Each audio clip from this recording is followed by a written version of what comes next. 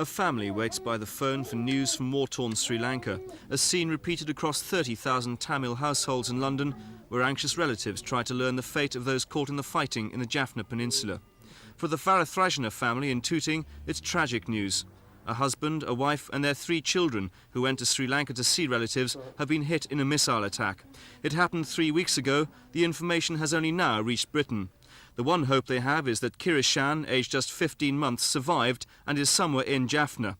His uncle Sri is now determined to get him safely back to Britain. My brother and his family all expired during the accident. Their car they were traveling was hit by a missile. And what is the latest news that you have about the baby? The baby was held in a camp.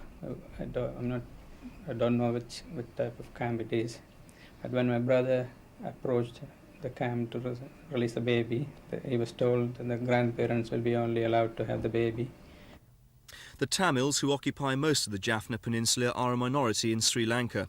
They've been fighting for a separate homeland there for nearly a decade. In September, an Indian peacekeeping force moved in, and since then guerrilla war has broken out, virtually cutting the area off from the rest of the world. Senthil Kumar's wife and children are still trapped there. He hopes they're still alive, and with the help of his local vicar, Reverend Tim Higgins, plans to launch a rescue mission. Anything could have happened. I'm hoping the wife and children are safe.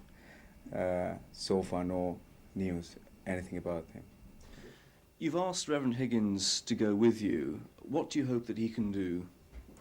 I mean, accompanied with Reverend Higgins would be a good idea. I thought probably they will never harm him.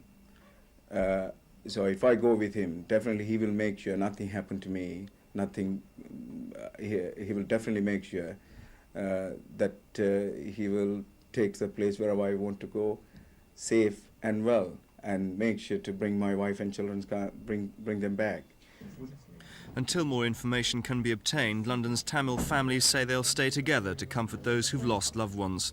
Tonight, the Indian High Commission said communication with the Jaffna area had been hampered after power lines were cut in fighting, but that now many roads were being reopened and those who wanted to search for relatives would be allowed through. Mark Longhurst for Thames News.